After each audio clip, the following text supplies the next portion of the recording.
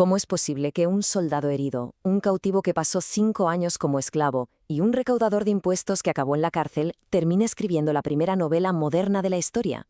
Pues hoy vamos a desgranar justo eso, cómo la increíble y a menudo durísima vida de Miguel de Cervantes fue el barro con el que moldeó su obra maestra, Don Quijote de la Mancha. Para entender bien esta conexión, este es el plan que vamos a seguir.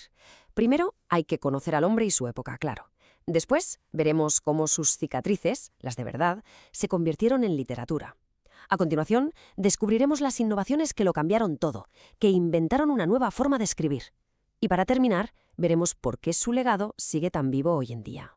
Bueno, pues vamos al lío. Para entender de verdad al Quijote, lo primero, lo fundamental, es entender a Cervantes. Y es que Cervantes no fue solo un escritor. Fue, en muchos sentidos, la personificación de un ideal, el gran ideal del siglo de oro español. Este era el modelo a seguir en su tiempo, la aspiración máxima, ser tan bueno con la espada como con la pluma. Un erudito y un soldado, todo en uno. Lo increíble de Cervantes es que no solo aspiró a esto, es que lo vivió hasta las últimas consecuencias, y esa dualidad, esa tensión, marcó toda su vida. Su contexto, claro, lo es todo. Nació en el epicentro intelectual de España, Alcalá de Henares, y se formó con uno de los grandes humanistas del momento. Pero también le tocó vivir una época de crisis, un cambio de ciclo. El momento justo en que los sueños optimistas del Renacimiento empezaban a chocar de frente con una realidad mucho más dura, mucho más decepcionante. Y aquí llegamos al punto clave de todo esto. La vida de Cervantes fue, y no es una exageración, más épica que la de sus propios personajes. Sus aventuras, sus glorias y sobre todo sus muchísimos sufrimientos no son anécdotas. No, fueron literalmente la materia prima con la que escribió su novela. Es que solo hay que echar un vistazo a su cronología. Es una montaña rusa brutal. Pasa de ser un héroe en Lepanto, la mayor batalla naval de su tiempo, a estar 5 años secuestrado como esclavo en Argel. Cuando por fin vuelve a España, en vez de honores, acaba de recaudador de impuestos, un trabajo que lo llevó de cabeza a la cárcel. Una vida de contrastes salvajes. Y esto es fundamental que lo tengamos claro. El Quijote no se escribió en un despacio cómodo, ni con el apoyo de un mecenas rico. La tradición dice que se empezó a gestar en la cárcel de Sevilla. Nació de la frustración, de los problemas de dinero y de la sensación de que el mundo te ha dado la espalda. Y esa sensación tiene un nombre que es la clave de la época: desengaño. El desengaño es el golpe de realidad. Es la decepción que sientes cuando el mundo ideal, heroico y perfecto que te habías imaginado choca con un mundo real que es duro, injusto y decepcionante. Ser el héroe de Lepanto y acabar en la cárcel por deudas es el desengaño en estado puro. Y ese es el motor de Don Quijote, un hombre que se aferra a un ideal en un mundo que ya no cree en ideales.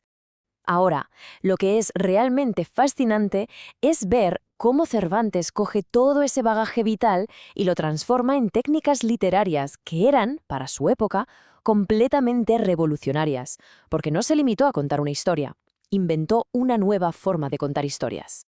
Lanzo esta pregunta porque la respuesta es mucho más enrevesada de lo que parece, y ahí está una de las grandes genialidades de la novela, porque desde luego no hay una única voz que cuenta la historia. Cervantes monta un juego de espejos alucinante. Nos dice que él no es el autor, que solo encontró un manuscrito de un historiador árabe, un tal Cide Hamete Benengeli, y que para colmo lo tuvo que traducir un morisco. Así que tenemos al autor, al traductor y al narrador final, que es quien nos lo presenta, porque este lío es una forma irónica y genial de distanciarse y de decirnos, ojo, que la verdad nunca es directa, siempre pasa por filtros. Y esta técnica nos lleva a la primera gran innovación, el perspectivismo. Se acabó el narrador que lo sabe todo y que te da una única verdad absoluta. Aquí la realidad se muestra desde muchos ángulos. ¿Son molinos o son gigantes? Pues depende de quién mire. Y esto, que hoy nos parece casi obvio, en el siglo XVII fue una auténtica bomba. La segunda gran modernidad la vemos en los personajes. Es que no son planos, no son estáticos, crecen, cambian y, lo más importante, se influyen el uno al otro. Don Quijote se va volviendo poco a poco más sensato, más humano, y Sancho, el hombre con los pies en la tierra, se va quijotizando, se va contagiando del idealismo y la imaginación de su amo. ¿Y cómo ocurre esta transformación maravillosa? Pues a través del diálogo. Es en sus larguísimas conversaciones donde estos dos mundos, el idealismo y el realismo, chocan, se mezclan y acaban por transformarse. Por eso nos parecen tan reales, tan humanos, porque aprenden el uno del otro a base de hablar. Y por si todo esto fuera poco, en la segunda parte Cervantes da un paso que se adelanta siglos a su tiempo. Un paso que nos mete de lleno en la literatura del siglo XX. En la segunda parte de la novela, Don Quijote y Sancho descubren que son famosos. Se enteran de que sus aventuras se han publicado en un libro que todo el mundo está leyendo.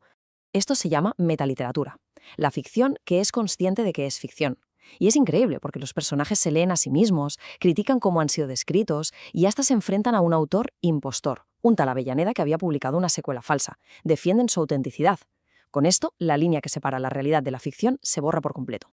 Y así llegamos a la última parte. ¿Por qué una novela que nació de una vida tan concreta y en un momento histórico tan específico sigue siendo, 400 años después, una obra totalmente universal?